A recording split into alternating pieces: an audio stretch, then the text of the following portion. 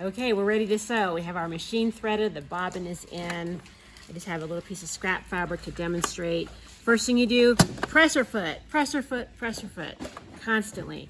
What I like to do when I start a stitch is I like to sink the needle down into the fabric. It's always a good habit. I happen to be on a straight stitch here on number 4, which is the biggest stitch, easiest to undo. Should you make a mistake, yeah, we're just gonna sew. What are these going to be? Oh, so the tensioners, actually, I'm glad you asked about the tensioners. Let's actually sew and find out what tension we need. So this is how you test the fabric.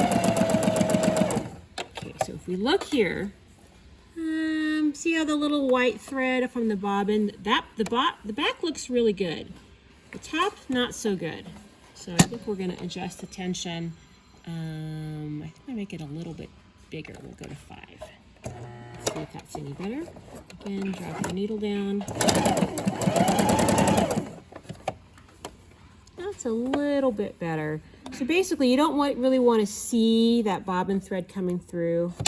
So let's try the other direction. We'll go to 3 and see if that makes it better.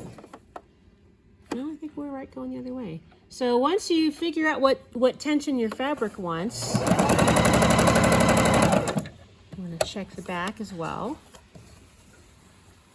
Oh, that looks perfect back there. So I think it's stitch size. I think that this particular fabric wants a little bit tighter stitch. So we're going to go from 4 to 3 and see if that's enough. Oh, that looks good. That looks a little bit better. A little bit better. One thing that I didn't mention earlier is the reverse. Check this out. Hold that down. This is called back stitching. When you start a stitch, it's not a bad idea to do a little back stitch so it doesn't come undone. Back stitch. So let's say, for instance, you're starting on a new edge. You're starting on a new thing right here. So you're going to go forward and then back a couple and then forward again. That way you know for sure this is not going to come undone. You don't have any loose threads there now. And don't forget to use your thread cutter. And another reminder, when you're sewing, you don't have to push or pull. That's what the little dog feed does for you. All I'm doing is guiding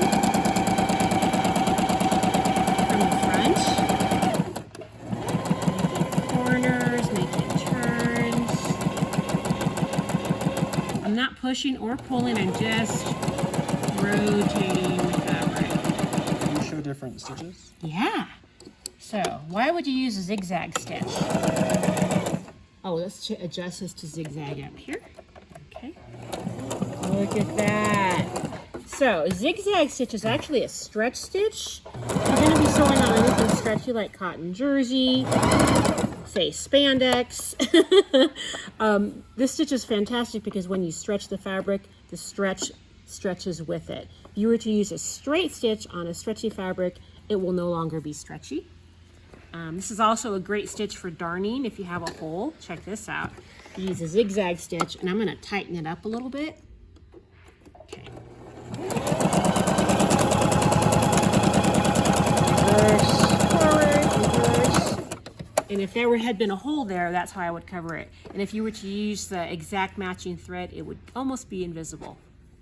So those are the 2 stitches you're going to use the most. We'll get into more detailed things later, but just remember to kind of play with your length, play with your tension to find out what the fabric really wants to do. And that's the basic operation of the machine.